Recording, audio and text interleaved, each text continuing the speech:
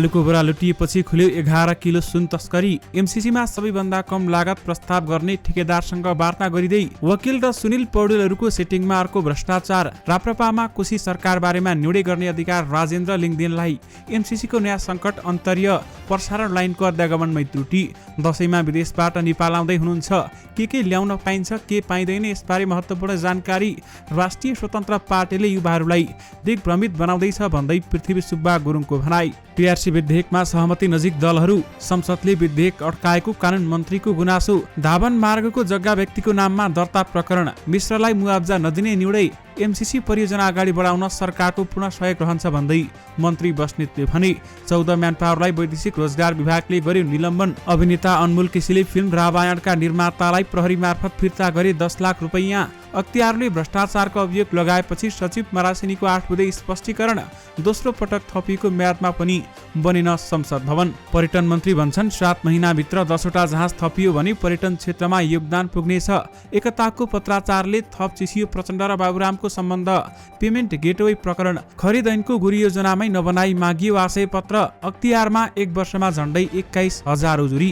रेशम चौधरीले लिए नागरिक उन्मुक्ति पार्टीको कार्यकारी अधिकार। एयरपोर्टमा सुन समातिदा सत्ता पक्षका नेताहरूको अनुहार उदाङ्गिने गर्छ भन्दै शङ्कर पोखरेलको भनाई। पछिल्लो राजनीतिक उपलब्धि हिंसात्मक बाटोबाटै प्राप्त भएको हो भन्दै सभापति शेरबहादुर देउवाले भने। र आजको स्वास्थ्य सम्बन्धी समाचारमा तौल घटाउन कसरी खाने अम्बा, विशेषज्ञहरूले के कस्ता सही तरिका सिकाएका छन् यसबारे पुरै जानकारी पनि आजकै भिडियोमा।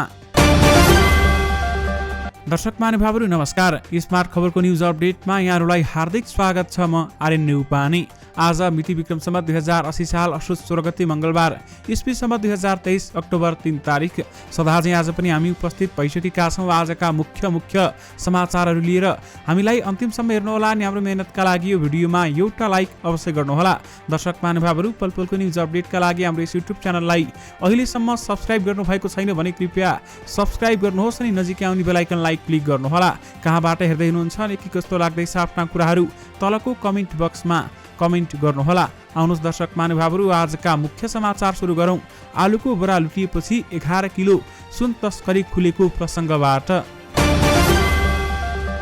त्रिभुवन अन्तर्राष्ट्रिय विमानस्थलबाट भएको तस्करीको सुन बरामद हुन थालेपछि गिरोहले स्थलमार्ग प्रयोग गर्न थालेको छ। गिरोहले खासै प्रयोगमा नआएको दोलखा स्थित चीनसँगको फलेक नाकाबाट सुन ल्याउने गरेको केन्द्रीय अनुसन्धान ब्युरो सिआइबी र जिल्ला प्रहरी कार्यालय दोलखाले गरेको अनुसन्धानबाट देखिएको छ। जिल्ला प्रहरी कार्यालय दोलखाका डीएसपी दीपक खड्काका अनुसार 5 दिनको अवधिमा बिगु गाउँपालिका 1 लामा बगर क्षेत्रबाट 11 किलो सुन बरामद भएको छ। इलाका प्रहरी कार्यालय सिंगटीबाट प्रहरी निरीक्षक विक्रम लामाको नेतृत्वमा खटिएको टोलीले गएको बुधबार 4 किलो सुन सहित लामा बगरका केशर तामाङलाई पक्राउ गरेको थियो। उनको बयानका आधारमा यसमा पेम्बा तामाङ र नुरबुल छिरिङ शेर्पा पक्राउ परेका थिए। शेर्पा नेपालमा तस्करीको सुन व्यवस्थापन गर्ने मुख्य व्यक्ति भएको अनुसन्धानमा संलग्न अधिकृतहरू बताउँछन्। बरिया तामाङ सत्तारूढ नेपाली कांग्रेसको युवा संगठन तरुण दलसँग आबद्ध व्यक्ति समेत हुन्। उनकै बयानका आधारमा प्रहरीले बिहीबार जामुनी स्थित सीता तामाङको घरबाट थप 3 किलो सुन बरामद गरेको थियो। अनुसन्धानका क्रममा प्रहरीले थप 4 किलो सुन यही गिरोहसँग रहेको थाहा पाएको थियो। त्यसक्रममा लामा बगरबाट ढुङ्गामुनि लुकाएर राखेको अवस्थामा फेला परेको सुन समेत गरेर कुल 11 किलो सुन प्रहरीले बरामद गरेको छ। चीनको हङकङबाट ब्रेक्सु भित्र लुकाएर ल्याएको 60 किलो सुन प्रकरणमा अनुसन्धान सकेर फाइल बुझाए लगत्तै उत्तरी नाकाबाट फेरि सुन बरामद भएपछि यसमा सिआइबीले पनि चासो देखाएको थियो। 3 किलो सुन बरामद भए लगत्तै सिआइबीको टोली पनि यसको अनुसन्धानमा खटिएको छ। सिआइबीकी निर्देशक किरण बज्राचार्य भन्छन् प्राविधिकको पक्षको विश्लेषण र बजारसम्म सुन पठाउने सम्मका विषयमा टोलीले अनुसन्धान गरिरहेको छ। बज्राचार्यका अनुसार हवाई मार्गबाट आएको सुन र दोलखामा बरामद 11 किलो सुन दुवै एउटै कम्पनीको उत्पादन भएको देखिएको छ। त्यही कारण प्रहरीले यो प्रकरणमा 60 किलो सुनसँग पनि जोडिन्छ कि भन्ने आधारमा रहेको उनी बताउँछिन्। अनुसन्धानमा संलग्न एक अधिकृतका अनुसार यो गिरोहले दोलखाको सीमा क्षेत्रदेखि केही परको चीनको भूभाग फलेकबाट यसअघि पनि केही पटक सुन ल्याएको हुन सक्छ। प्रहरीका अनुसार रोङजिया नाकाबाट चीनको फलेकसम्म पुग्न सकिन्छ। त्यहाँबाट एक दिनको पैदल यात्रामा दोलखाको लामा बगरसम्म आइपुगिन्छ। औपचारिक नाका होइन, चोरबाटाहरू छन्। नदीबाट सुन समेत भएको आलुको बोरा फ्याँकेर वारी ल्याउने गरेको बयानबाट खुलेको छ भने अनुसन्धानमा संलग्न एक अधिकृतले भने त्यसरी सुन सहितको बोरा भरियालाई बोकाएर लामा लामा बगरसम्म ल्याउने गरेको पाइएको छ। प्रहरीका अनुसार लामा बगरबाट चोरीको तर्फ बस समेत चल्छन्। सुन चाहिँ बोलेरोमा हालेर ल्याउने गरेको पाइएको छ। 11 किलो सुन पनि बोलेरोमा हालेर ल्याएको पाइएको छ। एक अधिकृतले भने स्रोतका अनुसार पक्राउ परेका मध्ये पेम्बा तामाङले एक साता अघि उक्त जीपलाई आफ्नो सामान चरीकोटसम्म लगिदिन भनेका थिए। तर अधिकृतका अनुसार बोरामा सुन समेत छ भन्ने चालकलाई थाहा थिएन। तर त्यसरी बोरामा सुन छ भन्ने थाहा पाएका तस्कर समूहकै केहीले बोलेरो पछ्याइरहेका रहेछन्। अनुसन्धानमा संलग्न अधिकृत भन्छन् सिंगटी आसपास पुगेपछि ड्राइभरले चिया खान एक ठाउँमा गाडी रोकेका रहेछन्। त्यति बेलामा आलुको बोरा गायब भएको रहेछ। बोरा हरायो भनेर चालकले खबर गरेपछि बल्ल उनलाई त्यसमा सुन रहेको भनिएको थियो। त्यस क्रममा डराएर बोलेरो चालकले इलाका प्रहरी कार्यालय सिंगटीमा खबर गरेका थिए। यसपछि भएको अनुसन्धानका क्रममा 11 किलो सुन बरामद भएको प्रहरी स्रोतले जनाएको छ। मिलेनियम च्यालेन्ज कर्पोरेसन एमसीसीको प्रसारण लाइन परियोजनाको टेन्डरमा सबैभन्दा कम प्रस्ताव नै लागत अनुमानभन्दा 66% उच्च भएपछि ठेकेदारसँग वार्ता गर्ने भएको छ। एमसीसी अन्तर्गत प्रसारण लाइन परियोजनामा 3वटा प्याकेजमा टेन्डर आह्वान गरिएकोमा सबै बोल पत्रदाताहरूले एमसीएले गरेको लगायत अनुमानभन्दा उच्च लागत प्रस्ताव गरेका थिए। तीमध्ये हरेक प्याकेजमा सबैभन्दा कम प्रस्ताव गर्ने ठेकेदारसँग वार्ता गरेर लागत अनुमानकै काम गराउन प्रयास गरिने एमसीए नेपाल स्रोतले हामीलाई बतायो। 3वटा प्याकेज मध्ये पहिलो प्याकेजमा भारतको ट्रान्स रेल लाइटिङ प्रणाली तथा दोस्रो र तेस्रो प्याकेजमा भारतकै टाटा प्रोजेक्ट्स लिमिटेडले सबैभन्दा कम टेन्डर प्रस्ताव गरेका थिए। एमसीए नेपालले यी दुई कम्पनीसँग सुरुमा वार्ता मार्फत आफूले गरेको लागत अनुमान अनुरूप नै काम गराउने प्रयास गर्नेछ। एमसीए नेपालले हामीसँग भन्यो बोलपत्र खुलाउनु अघि नै गरेको लागत मूल्याङ्कन भन्दा अत्याधिक धेरै रकमको बोलपत्र पर्यो भने ठेक्का प्रक्रिया पूर्ण रूपमा रद्द गर्न सक्ने वा वार्ता मार्फत लागत अनुमानमा नै काम गराउन सक्ने व्यवस्था एमसीए नेपालको खरिद निर्देशिकामा छ। बोलपत्रदाताहरूमध्ये सबैभन्दा कम प्रस्ताव गर्नेको लागत नै एमसीएको लागत मूल्याङ्कन भन्दा अत्यन्तै धेरै भएको खण्डमा एमसीएले त्यसो हुनुको कारणबारेमा अध्ययन गर्ने व्यवस्था गरिएको छ। त्यसपछि एमसीसीको पुनर्स्वीकृतिमा एमसीए नेपालले सबैभन्दा कम लागत प्रस्ताव गर्ने ठेकेदारसँग वार्ता गर्न सक्ने व्यवस्था गरिएको छ। विशेष गरी एमसीसीमा सबैभन्दा कम लागत प्रस्ताव गर्ने ठेकेदारसँग वार्ता गरिने भएको छ। दर्शक महानुभावहरू, त्रिभुवन अन्तर्राष्ट्रिय विमानस्थल भन्सार कार्यालयले दशैंमा विदेशबाट नेपाल फर्कँदा यात्रुले ल्याउन पाउने वस्तुहरूको सूची सार्वजनिक गरेको छ। विमानस्थल भन्सार कार्यालयले वैदेशिक रोजगारीमा गएका नेपालीले घर फर्किँदा ल्याउन मिल्ने र नमिल्ने वस्तुको सूची निकालेको हो। भन्सार कार्यालयका अनुसार विदेशबाट नेपाल फर्कने यात्रुले साथमा निश्चित परिणाममा सुनका गहना, मोबाइल तथा टेलिभिजन ल्याउन पाउँछन्। कति सुन ल्याउन पाइन्छ त? कार्यालयका अनुसार घर फर्कँदा महिलाको हकमा 50 ग्राम र पुरुषको हकमा 25 ग्राम सुनको गहना भन्सार नतिरी ल्याउन छुट दिएको छ। यस्तै एकजना व्यक्तिले महिलाको हकमा 50 ग्राम र पुरुषको हकमा 25 ग्राम बाहेक थप 200 ग्रामसम्म सुनका गहना भन्सार बिन्दुमा महसुल तिरेर ल्याउन पाउने व्यवस्था गरेको छ। गहनाको आकार मात्रै दिएर बनाइएका बेरुवा, औँठी, बाला, सिक्री जस्ता रसायन प्रयोग नगरिएका सुनलाई गहनाको मान्यता नदिने कानुनी व्यवस्था रहेको छ। त्यसैगरी थप एक थान मोबाइल ल्याउन पनि पाइने बताइएको छ। यसैगरी मोबाइलको हकमा भने विदेशबाट फर्किने नेपाली यात्रुले आफूले प्रयोग गरिरहेको मोबाइल साथमा ल्याउँदा भन्सार तिर्नु पर्दैन। श्रम स्वीकृति लिएर लगातार 6 महिनाभन्दा बढी विदेशमा काम गरी फर्केका यात्रुले आफ्नो साथमा थप एक थान मोबाइल भन्सार नतिरी ल्याउन पाउने कानुनी व्यवस्था छ। थप एक थान मोबाइलका लागि भन्सार कार्यालयमा घोषणा गरी भन्सार प्रक्रिया भने पूरा गर्नुपर्छ। त्यसैगरी टेलिभिजनको व्यवस्था के कस्तो रहेको छ त? श्रम स्वीकृति लिई लगातार 12 महिना काम गरेको र सामाजिक सुरक्षा कोषमा सूचीकृत भएका यात्रुले जुनसुकै आकार वा प्रकारको टेलिभिजन भन्सार नतिरी ल्याउन पाउने व्यवस्था छ। तर श्रम स्वीकृति लिई लगातार 12 महिना काम गरी फर्केको भए पनि सामाजिक सुरक्षा कोषमा सूचीकृत नभएका नेपाली यात्रुले भने 32 इन्चसम्मको टेलिभिजन मात्र भन्सार नतिरी ल्याउन पाउँछन्। अन्य अवस्थामा भने सबै टेलिभिजनमा नियमानुसारको महसुल भन्सारमा तिर्नुपर्ने व्यवस्था रहेको छ। यसैगरी 5000 अमेरिकी डलर माथिको विदेशी मुद्रा हुने यात्रुले विमानस्थलमा सो घोषणा गर्नुपर्दछ। रकम घोषणाको भने कुनै पनि महसुल वा शुल्क बुझाउनु नपर्ने व्यवस्था छ। कार्यालयले दशैं तिहार तथा छठमा विदेशबाट आउने यात्रुले आफ्नो व्यक्तिगत प्रयोजनका लागि कानुनले छुट सुविधा दिएका सामान मात्रै ल्याउन अनुरोध गरेको छ। कानुनले छुट दिएका बाहेकका सामान ल्याउँदै नल्याउन कार्यालयले वैदेशिक रोजगारीमा गएकाहरूलाई अनुरोध गरेको छ। पछिल्लो समय वैदेशिक रोजगारीबाट नेपाल फर्कदा अपरिचित व्यक्तिले विभिन्न सामान प्रलोभनमा पठाउने गरेको पाइएको भन्दै कार्यालयले त्यसप्रति सचेत रहन पनि आग्रह गरेको छ। यात्रुहरूले कानुनी व्यवस्था विपरीत सामान ल्याएमा मालवस्तु जफत हुने र सोको दोब्बर मूल्य बराबर जरिवाना तथा कैद सजाय समेत हुन सक्ने व्यवस्था गरिएको छ। अभिनेता अनमोल केसीले फिल्म रामायणका निर्मातालाई आफूले लिएको 10 लाख रुपियाँ प्रहरी मार्फत फिर्ता गरेका छन्। आर्थिक लेनदेन विवादको मुद्दामा पक्राउ परेर आइतबार रिहा भएका अभिनेता केसी उक्त रकम बैंकमा डिपोजिट गरेपछि भौचर बुझाउन सोमबार जिल्ला प्रहरी परिसर काठमाडौँमा पुगेका थिए। नोबेल बैंकमा आफ्नो नाममा रहेको खाताको चेक निर्मात्री कटुवालको नाममा काटेर केसीले प्रहरीमा बुझाएको जिल्ला प्रहरी परिसर स्रोतले जनाएको छ। फिल्म रामायणको विवादमा निर्मात्री कटुवालले अनमोल विरुद्ध उजुरी दिएकी थिइन् भने केसीले 10 लाख रुपियाँ पेशकी रकम लिएर पनि फिल्ममा काम गर्न नमानी आर्थिक विश्वासघात गरेको जाहेरीमा उल्लेख थियो। प्रहरीले केसीलाई शुक्रबार बेलुका भक्तपुरको सागाबाट पक्राउ गरेको थियो भने आइतबार केसीलाई काठमाडौँ जिल्ला अदालतले हिरासतमा राख्न 3 दिनको अनुमति दिए पनि अनुसन्धानका लागि हिरासतमा राख्नुपर्ने अवस्था नदेखिएकाले रिहा गरिएको थियो। प्रहरीले गरेको सोधपुछमा अनमोलले आफूले 10 लाख फिर्ता गर्न खोज्दा पनि रामायण फिल्मका निर्माताले ऋण अस्वीकार गरेको बताएका थिए। साथै स्क्रिप्ट चित्त नबुझेर प्रोजेक्ट अस्वीकार गरेको बताएका थिए। यसैबीच निर्मात्री सुप्रिया कटुवालले आफूले अभिनेता अनमोल केसी विरुद्ध किन कानुनी प्रक्रिया अघि बढाउनु पर्यो भन्ने बारेमा सामाजिक सञ्जालमा जानकारी गराएकी छन्। फिल्म रामायणको तयारी बारेमा तस्बिर सेयर गर्दै उनले अनमोलसँग 3 महिना अघि नै मौखिक र व्यावहारिक सहमति भएको जनाउँदै फिल्म संस्थाको भूमिकामाथि पनि प्रश्न गरेकी छन्। यो त एउटा प्रतिनिधि घटना मात्र भयो भने यस्ता घटनाले धेरै निर्माता विदेश पलायन भएका छन्, कति घरबारविहीन छन् भन्दै उनले भनेकी छन्। सुप्रियाले अनमोलसँग व्हाट्सएपमा भएको संवादका स्क्रिनशट पनि सेयर गरेकी छन्, जुन संवादमा अनमोल र निर्माताबीच लगातार जसो कुराकानी भएको देख्न सकिन्छ। विशेष गरी अनमोल केसीले फिल्म रामायणका निर्मातालाई प्रहरी मार्फत 10 लाख फिर्ता गरेका छन्। मिलेनियम च्यालेन्ज कर्पोरेसन एमसीसी अन्तर्गतको प्रसारण लाइन परियोजनाको आधारभूत डिजाइन र वातावरणीय प्रभाव अध्ययन प्रतिवेदनमा गम्भीर त्रुटि भएको फेला परेको छ।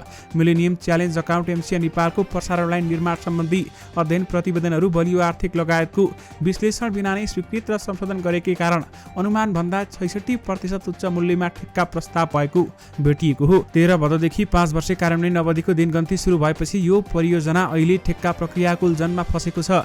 22 करोड 6 लाख अमेरिकी डलर रु 19 अर्ब 11 करोड अनुमानित लागतको टावर बनाउने र तार तान्ने कामका लागि भएको ठेक्कामा सबैभन्दा कम कबोललाई आधार मान्दा 36 करोड 59 लाख अमेरिकी डलर रु 48 अर्ब 29 करोडको प्रस्ताव परेको छ। तर यसरी बढेको लागत बिहोर्न सरकार तयार नभएपछि परियोजना अनिर्णयको बन्दी बनेको छ। अनुमानित लागत कम अङ्कको कबोल बीच नै यति ठुलो अन्तर परेपछि एमसिएले सबैभन्दा कम मूल्यमा ठेक्का प्रस्ताव गर्ने कम्पनीसँग लागत अनुमान अनुसार नै काम गर्ने गरी नेगोसिएसन गर्ने योजना बनाएको छ। तर ठुलो लागत काम गरेर कम्पनीहरू काम गर्न तयार हुने अधिकारीहरू नै आशावादी छैनन्। एमसिएको नयाँ सङ्कटको अन्तर्य प्रसारण लाइनको अध्ययनमै त्रुटि देखिएको छ। नेकपा एमाले उपमहासचिव पृथ्वी सुब्बा गुरुङले लोकप्रियतावादले देशको विकास हुन नसक्ने बताएका छन्। नेकपा एमाले प्रथम गण्डकी अधिवेशनमा उनले लोकप्रियता विवादमा टेकेर राष्ट्रिय स्वतन्त्र पार्टीले युवाहरूमा भ्रम छरिरहेको आरोप लगाएका छन्। अहिले धेरै राजनीतिमा भ्रम सृजना भइराखेका छन्। हाम्रा बाबु नानीहरू फेसबुक हेर्छन्, टिकटक हेर्छन् र भ्रममा पर्छन्। गुरुङले भने राजनीतिमा एउटा कुन चाहिँ चटकेवालाहरू चलिराखेका छन् जसको मुलुकप्रति कुनै दर्शन नै छैन, कुनै योजना नै छैन, कुनै भिजन नै छैन, कुनै नीति नै छैन। नीति बिनाको पार्टीले देशको विकास गर्न नसक्ने र त्यो केवल चटक मात्र हुने गुरुङको धारणा छ। दुनियाँमा यस्ता रमिते र चटकेहरू धेरै देखेका छौँ। त्यस्ता मान्छेहरू चटकेहरू हामीले भारतमै देखेका छौँ, अमेरिकामा देखेका छौँ, रुसमा देखेका छौँ, अस्ट्रेलियामा देखेका छौँ। उनले भने तर लोकप्रियतावादले भिजन बिनाको, नीति बिनाको, योजना बिनाको पार्टीले मुलुकलाई अगाडि हाँक्न सक्दैन। गुरुङले अगाडि भने यो मुलुकमा राष्ट्रिय स्वतन्त्र पार्टी नामको पार्टी छ जसको कुनै भिजन नै छैन, कुनै योजना नै, कुनै नीति नै पनि छैन। त्यसैले युवाहरूलाई दिग्भ्रमित भइराखेका छन्। यो दिग्भ्रमबाट मुक्त हुनुहोस्। उपमहासचिव गुरुङले गणतन्त्रमा सुधार गर्नुपर्ने धेरै भए पनि गणतन्त्रको विकल्प राजतन्त्र हुन नसक्ने बताए। सङ्घीय लोकतान्त्रिक गणतन्त्रमा सुधार गर्नुपर्ने धेरै होलान्, तर यसलाई मन परेन भनेर राजतन्त्रको विकल्प हुन सक्दैन, गण्डकीका पूर्व मुख्यमन्त्री समेत रहेका गुरुङले भने। संक्रमणकालीन न्याय सम्बन्धी विधेयकमा सहमति नजिक पुगेको नेताहरूले बताएका छन्। बेपत्ता पारिएका व्यक्तिहरूको छानबिन, सत्य निरूपण तथा मेलमिलाप आयोग ऐनलाई संशोधन गर्न बनेको विधेयक पीआरसी संसदमा विचाराधीन छ। विधेयकमाथि दफावार छलफल गर्ने जिम्मा पाएको कानुन न्याय तथा मानव अधिकार समितिले पूर्व कानुन मन्त्री ध्रुव बहादुर प्रधानको नेतृत्वमा उपसमिति बनाएको छ। 5 जेठमा 15 दिनको समय दिएर बनेको उपसमितिले शीर्ष नेताहरूबीच सहमति नजुटेका कारण पटक पटक म्याद थप्दा पनि छलफल गर्न सकेको थिएन। तर प्रधानमन्त्री पुष्पकमल पुष्पकमल दाहाल प्रचण्ड र प्रमुख विपक्षी एमालेका अध्यक्ष केपी शर्मा ओलीबीच आइतबार भएको भेटले सकारात्मक वातावरण बनेको नेताहरू बताउँछन्। उपसमितिले पनि सोमबार नै बैठक राखेर विधेयकमाथि छलफल थालेको थियो भने नेताहरूका अनुसार दिउँसो 3:30 बजेदेखि 2 घण्टा बढी चलेको बैठकमा सांसदहरूले 2 दिनभित्र विधेयक पास गर्ने गरी धारणा राखेको बताइएको छ। उपसमिति सदस्य शेरबहादुर कुँवर 1-2 दिनभित्र सहमति जुट्ने विश्वास व्यक्त गर्छन्। सबैको विषय सम्बोधन हुने गरी जान खोजिएको छ भन्दै कुँवरले भने शीर्ष नेताहरू पनि गम्भीर रहेको बुझिएको छ। केही दिनमा उपसमितिले प्रतिवेदनलाई अन्तिम रूप दिएर मूल समितिमा पेश गर्ने विश्वास छ। नेताहरूका अनुसार टीआरसीमा सहमति जुटाउँदा प्रस्तावित विधेयकमा केही विषय थप गर्न खोजिएको छ। नम्बर 1 सूचनाको हक र सम्मान, नम्बर 2 जुनसुकै निकायमा भएको उजुरी आयोगले लिने, नम्बर 3 परिपूरणमा चित्त नबुझे थप दाबी गर्न पाउने, नम्बर 4 दोहोरो भिडन्त बेगरका सबै घटनालाई गम्भीर मानवाधिकार उल्लङ्घनभित्र राख्ने, नम्बर 5 मुद्दा परेका पदाधिकारी निलम्बन गरिने। दर्शक महानुभावहरू, नेताहरूका अनुसार पीडितहरूले आफूले दिएका उजुरी कहाँ पुगे भनी जुनसुकै अवस्थाको सूचना माग गर्न पाउने विषय प्रस्तावित विधेयकमा राख्ने छलफल भएको छ। यसले पीडितले आफ्नो उजुरी कहाँ र कुन अवस्थामा छ भन्ने थाहा दिलाउने र वातावरणलाई सहज बनाउने समिति सदस्यहरूको विश्वास छ। साथै यो हिंसा र बलात्कार जन्य सहितका घटनाहरूको सन्दर्भमा नेपालभित्रका जुनसुकै निकाय र अन्तर्राष्ट्रिय स्तरमा परेका उजुरी वा निवेदनलाई आयोगमै ल्याउन दिने व्यवस्था प्रस्ताव गरिएको छ। यसका लागि 3 महिना दिने कि 6 महिना दिने भन्नेमा उपसमितिमा छलफल जारी छ। विशेष गरी टीआरसी विधेयकमा सहमति नजिक दलहरू पुगेका छन्। गौतम बुद्ध अन्तर्राष्ट्रिय विमानस्थलको धावन मार्ग र पर्खालभित्र पर्ने जग्गा व्यक्तिको नाममा दर्ता गरेर मुआब्जा माग गरेका पर्वतराज कान्त मिश्रलाई जिल्ला मुआब्जा निर्धारण समितिले मुआब्जा नदिने निर्णय गरेको छ। भूमाफिया र मालपोत कार्यालयको मिलोमतोमा कसैको नाममा दर्तामा नरहेको 4 बिघा 17 कट्ठा 6 धुर जमिन गत 2080 वैशाख 8 मा जिल्ला मालपोत कार्यालय रूपन्देहीले मिश्रको नाममा दर्ता गरिएको थियो। सिद्धार्थनगर नगरपालिका 5 का मिश्रको नाममा मालपोतले जमिन दर्ता गरिदिएपछि उनले गत वैशाख 27 गते मुआब्जा माग गर्दै गौतम बुद्ध विमानस्थल आयोजना कार्यालयमा निवेदन दिएका थिए। यसबारेमा प्रश्न उठेपछि मुआब्जा समितिका अध्यक्ष समेत रहेका प्रमुख जिल्लाधिकारी गणेश अर्यालले आन्तरिक छानबिन र सर्वपक्षीय छलफल राखेर आएका सुझावका आधारमा मिश्रलाई मुआब्जा मार्फत रकम उपलब्ध नगराउने निर्णय गरेका हुन्। फिल्डबुकमा भए पनि कसैको नाममा दर्ता नभएको र हदबन्दी भन्दा बढी भएका कारण उक्त जग्गा 58 वर्ष पहिला नै सिद्धार्थनगर 10 की सुर्जा मिश्राइनले 7 नम्बर फाँटपारी भनेर काली मन्दिरलाई दिएकी थिइन्। तर गत वैशाख 8 गते मालपोत कार्यालय रूपन्देहीले मिश्रको नाममा दर्ता गरिदिएको थियो। गौतम बुद्ध अन्तर्राष्ट्रिय विमानस्थलको अधिग्रहणमा परिसकेको 7वटा कितामा रहेको उक्त जमिन एकाएक मिश्रको नाममा दर्ता भएर आएपछि चौतर्फी विरोध भएको थियो। विशेष गरी धावन मार्गको जग्गा व्यक्तिको नाममा दर्ता प्रकरणमा मिश्रलाई मुआब्जा नदिने निर्णय गरिएको छ। वैदेशिक रोजगारीका लागि आवश्यक भाषा तथा संस्कृति सम्बन्धी तालिमको शंकास्पद प्रमाणपत्रका आधारमा नेपाली कामदारलाई जापान पठाएको अभियोगमा 14वटा म्यानपावर कम्पनी निलम्बनमा परेका छन्। वैदेशिक रोजगार विभागका प्रवक्ता कविराज उप्रेतीका अनुसार उनीहरूलाई उजुरीका आधारमा अनुसन्धान जारी भइरहेको छ। अनुसार संलग्नता देखिएको आधारमा यी संस्थाहरूलाई निलम्बन गरी अनुसन्धान अगाडि बढाएको उनले जानकारी दिएका छन्। यस कार्यमा अन्य संस्था समेत संलग्न रहेको सम्बन्धमा उनले भने अनुसन्धान जारी रहेको समेत विभागले जनाएको छ। जापानी भाषा तथा संस्कृतिको तालिममा यस्तो प्रमाणपत्र पेश भएको विभागको भनाइ रहेको छ। विशेष गरी 14 म्यानपावर कम्पनीहरूलाई वैदेशिक रोजगार विभागले निलम्बन गरेको छ। सिंहदरबारमा निर्माणाधीन संघीय संसद भवनको दोस्रो पटक थपिएको म्याद बुधबारबाट सकिँदैछ। तर यो पटक पनि निर्माणको काम सकिएको छैन। 2076 असोज 16 गते यो भवन निर्माणको ठेक्का सम्झौता भएको थियो। शहरी विकास मन्त्रालय अन्तर्गत भवन निर्माण आयोजना समन्वय कार्यालय तथा निर्माण कम्पनी तुरी शेख जेबीबीच सम्झौता भएको थियो। 2079 असोज 15 सम्म भवन निर्माण सक्ने सम्झौतामा उल्लेख थियो। तर त्यस समयमा कोभिड महामारीका कारण काम नसकिएको भन्दै म्याद थप गरियो। थपिएको म्याद अनुसार 2079 चैतसम्म निर्माण सकिसक्नु पर्ने थियो। चैतमा पनि निर्माण पूरा नभएपछि दोस्रो पटक म्याद थपिएको थियो। दोस्रो पटक थपिएको म्याद अनुसार भवन निर्माण 2080 असोज 17 गतेसम्म सकिनु पर्ने उल्लेख छ। तर आयोजनाले हालसम्म 70% मात्रै भौतिक प्रगति गरिएको जनाएको छ। वित्तीय प्रगति 67% छ। निर्माणमा ढिलासुस्ती भएको भन्दै सोमबार संघीय संसदको पूर्वाधार तथा विकास समितिले भवन अनुगमन गरेको थियो। अनुगमनका क्रममा सांसद माधव सापकोटाले निर्माण व्यवसायीलाई काममा ढिलासुस्ती हुनुको कारण सोधेका थिए भने यसअघि कोरोनाको कारण देखाएर 6 महिना म्याद थपिएको थियो। अब के कारण देखाएर म्याद थपिनुहुन्छ भन्ने उनले प्रश्न गरे। भवन निर्माण परामर्शदाता कम्पनी कन्स्ट्रक्सन एन्ड सुपरभिजन कन्सल्टेन्टका प्रमुख राजुमान मानन्दर निर्माण कम्पनीले आवश्यक जनशक्ति परिचालन गर्न नसक्दा काममा ढिलाइ भएको बताएका छन्। विशेष गरी दोस्रो पटक थपिएको म्यादमा पनि संसद भवन बनेको छैन। पार्टी गठन भएको 14 महिनामै डाक्टर बाबुराम भट्टराई नेतृत्वको नेपाल समाजवादी पार्टी नेसपा विभाजन उन्मुख भएको छ। माओवादी केन्द्रसँग पार्टी एकता गर्ने पूर्व सहमतिबाट भट्टराई पछि हटेपछि नेसपा विभाजनको डिलमा पुगेको हो।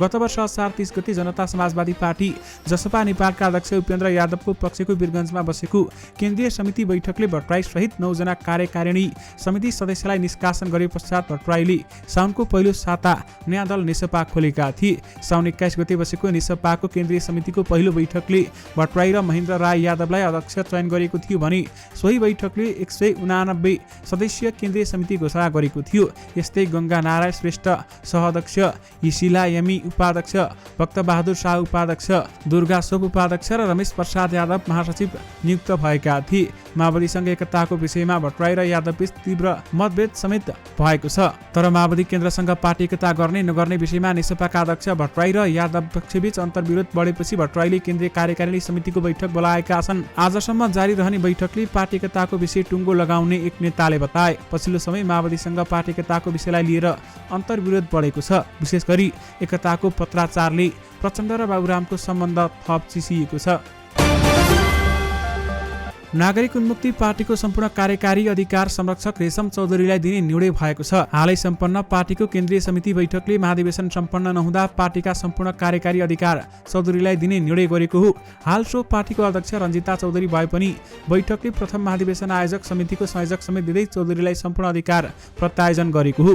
बैठकको निर्णय अनुसार पार्टीको केन्द्रीय महाधिवेशन आउँदो पुस 26 गतेदेखि 28 गतेसम्म कैलालीको टिकापुरमा हुने भएको छ। यस्तै महाधिवेशन तयारीका लागि विभिन्न 15वटा उपसमिति समेत गठन गरिएको छ। विशेष गरी रेशम चौधरीले नागरिक उन्मुक्ति पार्टीको कार्यकारी अधिकार लिएका छन्।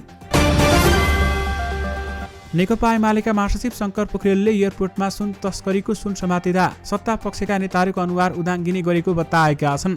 आज पोखरामा सुरु भएको एमाले गण्डकी प्रदेशको प्रथम अधिवेशन उद्घाटन समारोहलाई सम्बोधन गर्दै महासचिव पोखरेलले मुलुकको आर्थिक अवस्था चौतर्फी सङ्कटमा परे पनि सत्ताका वरिपरि बस्नेहरू रातारात अरबौं खरबौं कमाउने गरिरहेको बताए। उनले गठबन्धन सरकार जनताको सरकार नभएर दलाल नोकरशाहीको सरकार भएकाले सरकार नै अवैध अर्थतन्त्रलाई प्रोत्साहित गरिरहेको बताएका छन्।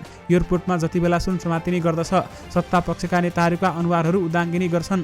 पोखरेलले जुनसुकै घटनामा छानबिन गर्न चुनौती दिँदै भने हरेक घटनालाई छानबिन गर अन्त्यमा जेल जाने भनेको सत्ताको नेतृत्व गरेका गठबन्धनका नेताहरू नै हो। नेकपा एमाले सुशासनको पक्ष र भ्रष्टाचारको विपक्षमा रहेको भन्दै गठबन्धनका नेताहरू भ्रष्टाचारका हिमायती रहेको पोखरेलले दावी गरेका छन्। कार्यक्रममा उपमहासचिव पृथ्वी सुब्बा गुरुङले वर्तमान सरकारले भ्रष्टाचार विरोधी अभियानका नाममा नौटङ्की देखाइरहेको टिप्पणी समेत गरेका थिए। राष्ट्रिय भुक्तानी प्रणाली स्थापनामा अनियमितता गरेको आरोपमा अख्तियार दुरुपयोग अनुसन्धान आयोगले बहालवाला सचिव मधुकुमार मरासिनी सहित 9 जनामाथि भ्रष्टाचार मुद्दा दायर गरेको छ। विषयगत दक्षता र कानुनी अधिकार नभएको राष्ट्रिय सूचना प्रविधि केन्द्र एनआईटीसी राष्ट्रिय भुक्तानी प्रणाली व्यवस्था स्थापनाको जिम्मेवारी दिई रकम निकासा गरेको तर ठेक्का सम्पन्न भएको 5 वर्षसम्म पनि प्रणाली सञ्चालनमा नहुनुलाई अख्तियारले बदनियतका साथ राज्यलाई हानि नोक्सानी पुर्याएको ठहर गरेको छ। अख्तियारले सचिव मरासिनी सहित राष्ट्रिय सूचना प्रविधि केन्द्रका तत्कालीन कार्यकारी निर्देशकहरू सञ्जय शर्मा, प्रणिता उपाध्याय र सुनिता पौडेल, राष्ट्रिय सूचना प्रविधि केन्द्रका तत्कालीन निर्देशक तथा हाल उपनिर्देशक सफल श्रेष्ठलाई समेत मुद्दा चलाएको थियो। शर्मा विज्ञान तथा प्रविधि मन्त्रालयका पूर्व सचिव समेत हुन्। सुनिल पौडेल हाल नेपाल टेलिकमको प्रबन्ध निर्देशक छन्। मरासिनी उद्योग वाणिज्य तथा आपूर्ति मन्त्रालयका सचिव हुन्। यो प्रक्रियामा उनी अर्थ मन्त्रालयको बजेट तथा कार्यक्रम महाशाखाका प्रमुखका रूपमा संलग्न भएका थिए। विशेष गरी विकल र सुनिल पौडेलहरूको सेटिङमा अर्को भ्रष्टाचार भएको पाइएको छ। राष्ट्रिय प्रजातन्त्र पार्टी राप्रपाले कुशी प्रदेश सरकार बारेमा निर्णय गर्ने अधिकार अध्यक्ष राजेन्द्र लिङदेनलाई दिएको छ। सोमबार बसेको केन्द्रीय कार्य सम्पादन समितिको बैठकले कुशी सरकार बारेमा उपयुक्त समयमा पार्टीका पदाधिकारीहरूसँग परामर्श गरी अध्यक्षले टुङ्गो लगाउने निर्णय गरेको हो भने कुशीमा एमाले नेतृत्वको अल्पमतको सरकार छ। मुख्यमन्त्री हिक्मत बहादुर कार्कीलाई समर्थन गर्ने बताएको राप्रपा सरकारमा भने गएको छैन।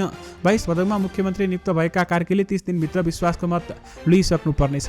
यदि उनले विश्वासको मत पाएनन् भने संविधानको धारा 168(5) अनुसार बहुमत जुटाउन सक्ने प्रदेश सभा सदस्यको नेतृत्वमा सरकार बनाउने बाटो खुल्नेछ। महत्त्वपूर्ण विधेयक संसदमा अड्किएपछि कानुन मन्त्रीले असन्तुष्टि जनाएका छन्। आज प्रतिनिधि सभाको कानुन न्याय तथा मानव अधिकार समितिको बैठकमा कानुन न्याय तथा संसदीय मामिला मन्त्री धनराज गुरुङले सांसदहरू कानुन निर्माणप्रति गम्भीर नभएको टिप्पणी गरेका हुन्।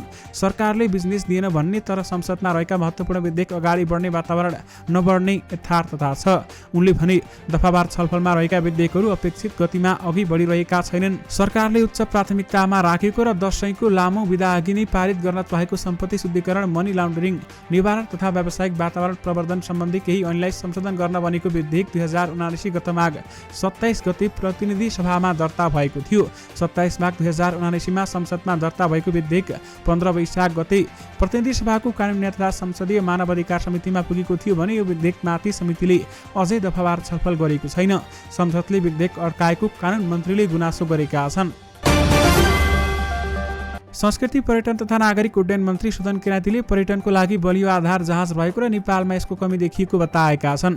मन्त्री किराँतीले ट्रेकिङ एजेन्ट्स अफ नेपाल टानको 45औं वार्षिक उत्सवमा बोल्दै नेपाल वायुसेना निगमलाई आन्तरिक र अन्तर्राष्ट्रिय बजारमा फैलाउन तत्काल 10वटा जहाज आवश्यक भएको बताएका हुन्। पर्यटनका लागि बलियो आधार जहाज नै हुन्। यही अवस्थालाई महसुस गरेर अहिले जहाज थप्ने प्रक्रिया अघि बढेको छ। कार्यक्रममा बोल्दै उनले भने 5-7 महिनामा जहाज थपियो भने पर्यटनमा ठूलो योगदान पुर्याउनेछ, तर जहाज किन्ने भन्नासाथ अनावश्यक टीका टिप्पणी सुरु भएको र यसले नराम्रो सन्देश दिएको समेत उहाँले बताउनु भएको छ। राज्यलाई 25 करोड रुपियाँ हानि नोक्सानी पुर्याएको पेमेन्ट गेटवे प्रकरणमा राष्ट्रिय सूचना प्रविधि केन्द्रले खरिद गुरी योजना नबनाई अन्तर्राष्ट्रिय आशय पत्र माग गर्न विज्ञान तथा प्रविधि मन्त्रालयमा टिप्पणी पेश गरेको पाइएको छ। राष्ट्रिय सूचना प्रविधि केन्द्रका तत्कालीन कार्यकारी निर्देशक प्रणिता उपाध्याय, राष्ट्रिय सूचना प्रविधि केन्द्रका तत्कालीन उपनिर्देशक कार्यकारी निर्देशक तथा हाल नेपाल टेलिकमका प्रबन्ध निर्देशक सुनिल पौडेलले टिप्पणी उठाएर तत्कालीन विज्ञान तथा प्रविधि मन्त्रालयका सचिव सञ्जय शर्मा समक्ष पेश गरेको अख्तियार दुरुपयोग अनुसन्धान आयोगले अनुसन्धानबाट खुलेको छ। हाल शिक्षा सचिव शर्मा सार्वजनिक खरिद ऐनको ख्यालै नगरी फाइल स्वीकृत गरेका थिए भने खरिद ऐन अनुसार 10 करोड भन्दा माथिको खरिदमा गुरी योजना बनाउनु पर्ने हुन्छ। त्यति बेलामा नेसनल पेमेन्ट गेटवे कसरी काम गर्छ भनेर अध्ययन नै नगरी बजेट छुट्याई काम गरेको आयोगको अनुसन्धानले देखाएको छ। अख्तियार दुरुपयोग अनुसन्धान आयोगले आर्थिक वर्ष 2079 देखि 80 मा विभिन्न माध्यमबाट भ्रष्टाचार सम्बन्धी कुल 20,905 उजुरीहरू प्राप्त भएको जनाएको छ। साथै माथिल्लो आर्थिक वर्षबाट जिम्मेवार सरेर आएका 7,162 उजुरीहरू सहित कारबाही गर्नुपर्ने उनीहरू 28,067 वटा रहेको प्रवक्ता भोला दाहालले जानकारी दिनुभयो। उनका अनुसार प्राप्त उजुरी मध्ये सबैभन्दा बढी सङ्घीय मामिला स्थानीय तह समेत सँग सम्बन्धित 35.95% रहेका छन्। त्यसपश्चात क्रमशः शिक्षा स्थानीय तह समेत 14.55% सँगै अन्य केही भ्रष्टाचारका मुद्दाहरू रहेका छन्। विशेष गरी अख्तियारमा एक वर्षमा झण्डै 21,000 भन्दा बढी उजुरी परेका छन्। नेपाली कांग्रेसका सभापति एवं पूर्व प्रधानमन्त्री शेरबहादुर देउवाले नेपालमा पछिल्लो पटक भएको राजनीतिक उपलब्धि महात्मा गान्धीको अहिंसात्मक बाटोबाटै प्रेरित भएर भएको उल्लेख गरेका छन्। आज एक कार्यक्रममा बोल्दै उहाँले यस्तो बताउनु भएको हो, संविधानको सफल कार्यान्वयनका लागि अहिंसा र शान्तिको बाटो अनुसरण गर्दै मुलुकलाई शान्ति र समृद्धितर्फ लैजानु आजको प्रमुख आवश्यकता भएको सभापति शेरबहादुर देउवाको भनाइरहेको छ। आउनुहोस् दर्शक महानुभावहरू, आजको स्वास्थ्य सम्बन्धी समाचार सुरु गरौँ। तौल घटाउन अम्बा कसरी खाने त? विशेषज्ञहरूले यस बारेमा के तरिकाहरू बताएका छन्? आउनुहोस् तपाईहरूलाई आजको यस भिडियोमा जानकारी गराउँ। अम्बा धेरैलाई मनपर्ने फल हो। सजिलै पाइने फललाई गरिबको स्याउ पनि भनिन्छ। मानिसहरू यसलाई विभिन्न तरिकाले खान रुचाउँछन्। वाकवाकी लाग्नेदेखि पाचन सम्बन्धी समस्याका लागि अम्बाको सेवन लाभदायी मानिन्छ। तर अम्बा खाएर तौल पनि घटाउन सकिन्छ भन्ने तपाईँलाई के थाहा छ त? अम्बामा पाइने आवश्यक गुण तौल घटाउनमा पनि प्रभावकारी हुन्छ। हुन्छ। तर यसका लागि अम्बालाई सही तरिकाले खानुपर्छ। तौल घटाउन अम्बाको सेवन कसरी गर्ने भन्ने बारेमा जानकारी गरौँ। तौल घटाउन अम्बा कसरी प्रभावकारी हुन्छ त? अम्बामा क्यालोरीको मात्रा एकदमै कम हुन्छ। एउटा अम्बामा 37 देखि 55 क्यालोरी मात्र पाइन्छ। यसबाहेक अम्बा खाँदा लामो समयसम्म भोक लाग्दैन, त्यसैले पनि यो तौल घटाउनका लागि उत्तम विकल्प हुन्छ। त्यसैगरी अम्बामा फाइबर र प्रोटिन प्रचुर मात्रामा पाइन्छ, जसका कारण यसलाई राम्रोसँग पचाउन समय लाग्छ। फाइबरका कारण यसले शरीरको मेटाबोलिजमलाई बढाउँछ र तौल घटाउन मद्दत गर्छ। तौल घटाउनको लागि अम्बा कसरी खाने त? अम्बा खाँदा यसको बोक्रा पनि खानुहोस्, किनभने यसको बोक्रामा आवश्यक तत्त्वहरू पाइन्छन् जुन पाचनका लागि आवश्यक हुन्छ। अम्बाको स्मुदी बनाएर पनि खान सकिन्छ। अम्बाको स्मुदी पिउनाले तपाईँलाई लामो समयसम्म भोक लाग्दैन। यसका लागि 2वटा अम्बा र 4वटा स्ट्रबेरीलाई मिक्सचरमा अथवा जारमा राख्नुहोस्। यसका साथै यसमा 2 चम्चा मह र 1 कप दुध पनि मिसाउनुहोस्।